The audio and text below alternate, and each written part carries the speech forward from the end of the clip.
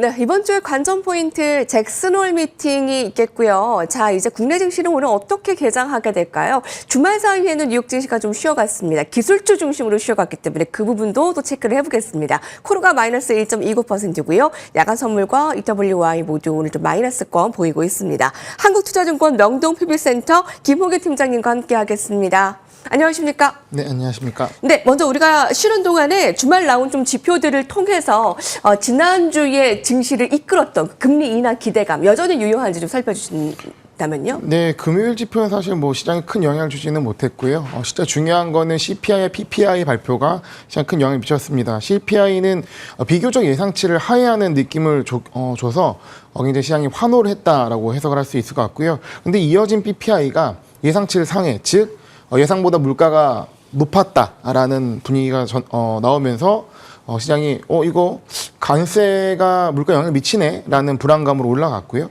어떻게 보면 일반적으로 PPI가 CPI보다 선행하기 때문에 이후에 CPI까지 소비자 물가 지수까지 영향을 미치지 않을까 하는 우려가 높아지고 있습니다. 이제 다음은 중요한 게 PCE. 물가 지수가 있고요. 그리고 8월 고용 보고서가 굉장히 중요할 것 같습니다. 이는 이제 이 물가 지표 자체가 일관적이지 않았기 때문에 네. 더 많은 데이터가 시장에 필요하다라는 상황이고요. 결과적으로 연내 3회 그리고 9월 B컷을 준비하는 시장이 네. 분위기가 선회됐다. 어떻게 됐냐면 매파적 인하로 분위기가 바뀌었다라는 상황입니다. 하지만 이런 분위기는 매번 바뀌기 때문에 네. 이번 한 번의 결과로 이게 끝났구나라고 보시지 마시고 데이터를 조금 더 보실 필요가 있다고 생각을 하고요. 이번 주 관전 포인트는 이 연간된 이 연준 이사들의 인사들의 연설이 있다. 그러니까 주 초에는 보우먼 부의장과 그리고 윌러 이사 연설이 있고요. 그리고 말씀하신 대로 금요일엔 잭슨홀 네. 미팅에서 파월 의장 연설이 예정되어 있습니다. 네. 자, 금리 이제 B컷 인하 가능성과 더불어서 연준 위원들 줄줄이 어떤 발언 내놓는가 한 번에 판단하면 안 되고 계속 뉴스를 플로우 해야 되겠네요.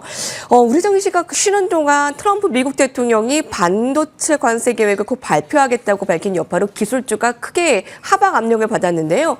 그 일부 언론은 반도체 관세가 최대 300%에 이를 것이라고 좀 보도하기도 했는데 이에 대해서 진위는 아직 확인되지 않았지만 시장은 좀 300% 관세 가능성을 좀 가격에 반영하는 분위기였어요. 어떻게 보셨습니까? 저는 이제 반도체 관세, 의약품 관세랑 두 개는 아직 발효가 되지 않았기 때문에 발표도 안 됐죠. 좀 우려가 있었는데요. 하지만 최근에는 이런 우려가 좀 크게 낮아진 게 아닌가 생각을 합니다. 엔비디아를 비롯해서 이 미국 내 투자를 한 기업의 경우는 유예를 적용한다라는 어떤 기준 자체가 좀 확인했다고 봐야 할 것 같고요. 심지어 엔비디아와 AMD는 이 수출세를 내는 상황이 나왔죠. 즉, 그 기업에게 좋지 않지만 돈으로 해결할 수 있다라는 어떤 시그널로 볼 수 있을 것 같습니다.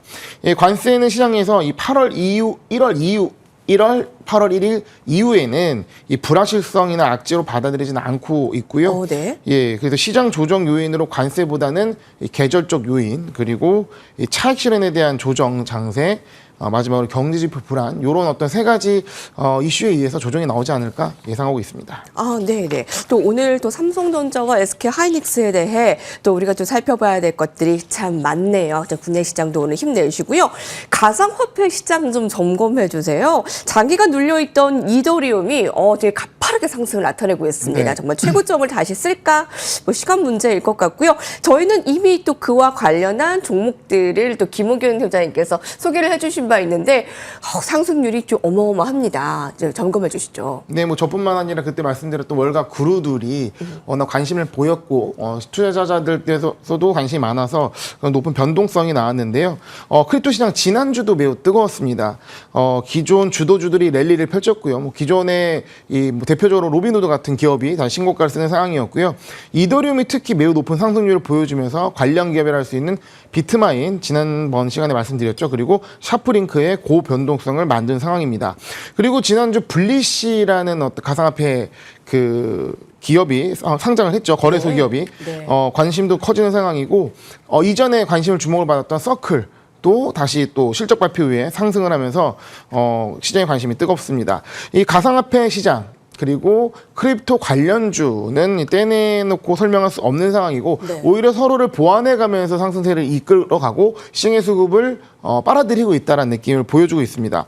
한편 시장 수급의 한 축으로 최근에는 이 낙폭이 큰 대형주 위주의 수급이 몰리고 있거든요. 그러니까 한쪽에는 가장 핫한 신생 산업에 대한 관심과 한쪽에는 기존 레거시인데 많이 좀 소외를 받았던 소외 대형주 위주로 수급이 들어가기 때문에 이런 관점이 어느 시점에서는 좀 뜨거웠던 부분이 식는 차원으로 나올 수 있다는 점에서 주의할 필요는 있다라고 생각합니다. 네. 자, 비트마인, 저희 2주에 한 번씩 김호겸 팀장님을 뵙는데, 딱 지난번 출연 때 나오셔서 얘기해줬던 종목이 지금 2주 사이에 세 자릿수의 수익률을 나타내고 있기 저런 때문에요. 숫자를 보시면 부담스럽습니다만 네. 그렇게 움직였습니다. 네, 축하드립니다. 감사합니다. 네, 이런. 축하하실 일인지 모르겠지만. 네, 종목들을 좀 저희가 부담스럽지만 또 계속 또 기대하게 되잖아요. 예. 네. 자, 오늘의 종목 또 살펴보도록 하겠습니다. 자, 이 블리시 상장과 더불어서 이더리움의 높은 상승률, 그리고 그와 관련한 종목도 살펴봤고요. 비트마인까지도 살펴봤고요. 자, 오늘의 팀장님의 첫 번째 포커스 픽 공개하겠습니다. 네, 나옵니다. 저희 뉴코. 네, 이 종목은 무엇인가요? 아마 방금 전에도 설명이 나왔을 겁니다. 철강 관련 기업인데 북미 최대의 철강 제품 전문 기업으로 미국의 이제 원철 기준으로는 4분의 1 정도의 점유율을 차지하고 있는 대표적인 기업이고요. 이 전기로 기반의 기술로 스크랩, 고철을 재생산해서 재활용해서 활용하는 저비용 구조를 갖고 있습니다. 비노조 체제를 갖고 있는 것으로 유명하고요. 우리한테 생소하지만 S&P 500에 들어간 구성 종목입니다.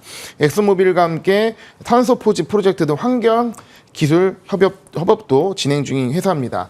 해당 기업에는 투자 포인트를 살펴드리면 첫 번째는 이 워렌 버핏이 신규 매수를 했다라는 부분이 시장에 주목을 안 받다가 주목을 받게 된 가장 큰 원인이고요. 13F 공시라고 하잖아요. 예, 그래서 최근에 약 8억 5,700만 달러 규모로 신규 매수를 했다라는 내용이 나왔고요. 어떻게 보면은 버핏의 전형적인 사이클 저점에서 매수를 하는 부분에 있어서 굉장히 좀 들어맞는 기업이다라는 평가가 있습니다. 제가 주목했던 이유는 관세 혜택인데요. 반도체나 의약품 같은 아직 관세 발표가 되지 않았지만 철강 관세는 이미 내용이 나온 상황이고 관련해서 이 미국 기업의 수혜가 예상되기 때문에 자국 기업이라 할 수 있는 이제 이 뉴코의 관세 수혜를 예상해 볼 수 있다라고 생각을 합니다. 실적에 대한 턴어라운드도 기업 리포트에서 많이 발견이 되는데요. 분기 실적을 보게 되면 전분기 대비 크게 회복을 한 모습이고 매출 성장도 마이너스 4%에서 플러스 5%로 흑자 전환을 한 모습입니다. 관세 수혜로 이런 턴어라운드 흐름이 지속될 것으로 보여지는 상황에서 애널리스트 의견을 보게 되면 약 25개 의견 중에 72%가 매수를 얘기하고 있습니다. 그렇군요. 13F 공시 보고서 앞서서도 살펴봤거든요. 그러니까 워렌 버핏이 애플을 줄이고 유나이티드 헬스케어 그룹을 굉장히 많이 매입을 했는데 또 숨은 그 종목이 뉴코네요. 네, 그래서 뉴코를 김호겸 팀장님이 좀 주목하는 종목 첫 번째고요. 자, 두 번째 넘어가 볼까요? 자, 두 번째의 픽 종목은 듀오링고입니다. 듀오링고, 네, 많이들 하실 거예요. 이 종목은 좀 최근 석 달 기준으로는 주가가 26% 하락세거든요. 지난주에는 다시 또 올랐지만 변동성이 있는 편이에요. 네, 이번 테크 기업이라고 해야 될까요? 에듀테크 기업인데요. 2011년에 설립된 미국 기업입니다. 언어 학습용 앱이나 영어 평가 시험 단말기 등을 제공하고 있는 회사인데 이 프리미엄 모델로 광고 기반 무료 콘텐츠 그리고 유료 구독을 결합한 사업 구조를 갖고 있습니다. 최근 정체했던 이 월간 활성 이용자 수가 약 1억 3천만 명으로 크게 늘면서 주목을 받고 있고 유료 구독자는 약 90만 명 수준입니다. 이 기업에는 투자 포인트를 살펴보게 되면 최근 분기 실적, 이번 실적 발표 직후에 한 30% 정도 급등을 했다가 다시 좀 그 급등한 부분이 되돌림이 나오고 있는 부분이라서 주목을 할 필요 있다라고 제가 이 기업을 포착을 했는데요. 2분기 실적 보게 되면 매출이 전년 대비 41% 증가했고요. 구독 매출은 46% 더 많이 증가를 했습니다. 가이던스도 좀 긍정적으로 발표를 했는데 AI에 대한 언급이 빼놓을 수가 없을 것 같아요. 해당되는 AI 교육 기업, AI 테크 기업으로 봐야 하는데 비용이 크게 좀 개선이 됐고 총 이익률이 이런 비용 회복에 따라서 70%를 회복을 했습니다. AI 기반 전략을 강화하고 있는데 콘텐츠 제작에 있어서 AI를 많이 도입을 하면서 기존의 계약직 인력을 AI로 대체하는 부분이 좀 나왔고요. 그리고 이제 테크 기업 중에서는 독보적인 광범위한 사용자 기반을 갖고 있다. 아까 말씀드렸던 것처럼 1억 명 이상의 MAU 월간 네. 사용자 수와 1,000만 명 이상의 유료 구독자 수를 보유했고 AI 같은 경우는 저희도 AI 쓸 때 이걸 개인화한다고 하잖아요. 계속 학습을 통해서 본인에게 적합한 내용을 주기 네. 때문에 이런 부분이 이 해당되는 기업에도 연결이 되기 때문에 사용자 가치를 더 높여주면서 긍정적으로 볼 필요가 있을 것 같습니다. 네, 주목하는 이유가 있군요. 지지난주에 얘기했던 비트마인과 더불어서 오늘 이 두 종목도 어떻게 될지 오늘 주목해 주시기 바랍니다. 마지막 전략 한마디 주실까요?